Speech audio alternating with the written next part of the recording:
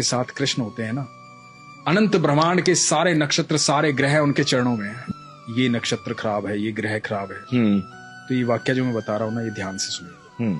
तो हुआ यूं कि जब भगवान 5 जगह मांगने आए थे कौरवों से, कहा था कि 5 जगह दे दो, पांडव आराम से रहेंगे, तुम आराम से रहना, कोई झगड़ा, कोई विवाद, कोई युद्ध नहीं। तो शकुनी ने दुर्योधन को कहा कि सुयोधन, इसे बंदी बना लो, ये उनका फेवर लेके आया है। दुर्योधन ने ऐलान कर दिया कि बंदी बना लो।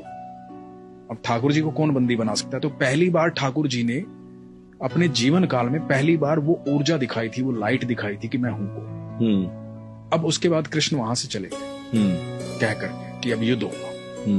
और धृतराष्ट्र ने राज ज्योतिषी को बुलाया ये जानने के लिए कि क्या होना चाहिए, क्योंकि उन दिनों एस्ट्रोलॉजी बिल्कुल, और आप सोचिए उस समय कितने प्रखंड पंडित होते हैं, प्रखंड बहुत, मतलब बहुत ग्रह नक्षत्रों की दशाएं कैसे बता देते होंगे। बिल्कुल बिल्कुल। तो राज ज्योतिषी को बुलाया, राज ज्योतिषी से पूछा कि क्या करना चाहिए बताओ। तो राज ज्योतिषी ने कहा कि महाराज, सुयोधन की कुंडली में राजयोग, कोई हरा ही नहीं पाएगा, निश्चित तौर पर विजयी होंगे, निश्चित तौर पर राजा बनेंगे, आप युद्ध करो। और सिर्फ इस बात पर युद्ध का ऐलान हुआ और युद्ध शुरू हुआ।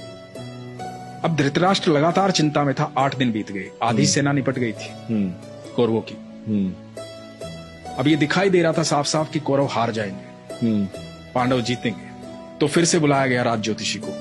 धृतराष्ट्र बैठे हुए हैं, महात्मा विदुर बैठे हुए हैं, और राज ज्योतिषी को पूछा गया कि भाई ये क्या हो रहा है? तो कह रहा था कि सुयोधन राजा बनेंगे। अब तो 8 दिन बीत गए, आधी से ज्यादा सेना निपट चुकी है हमारी। तो पता है राज ज्योतिषी ने क्या कहा था? कि वहां कोई है जिसने नक्षत्रों की दिशाएं बदल डाली, कोई है जो समय और परिधि से परे है, कोई है वहां। तो विदुर ने कहा था कृष्ण है वहां। ये बहुत कम लोग जानते हैं। हम जब भी मंदिर जाते हैं, भगवान के सामने जाते हैं, तो हम भगवान के सामने नतमस्तक होते हैं। इसके 2 कारण बताता हूं मैं आपको। हम भगवान के सामने नतमस्तक क्यों होते हैं, अपना सर क्यों झुकाते हैं भगवान के चरणों? जब हम भगवान के चरणों में अपना सर झुकाते हैं ना, नतमस्तक हो जाते हैं, तो जितना बोझ हमारे इस मस्तिष्क में होता है ना, जितनी दुविधाएं चल रही होती हैं, सारी दुविधाएं भगवान के चरणों में गिर जाती हैं और भगवान रोंद देते हैं।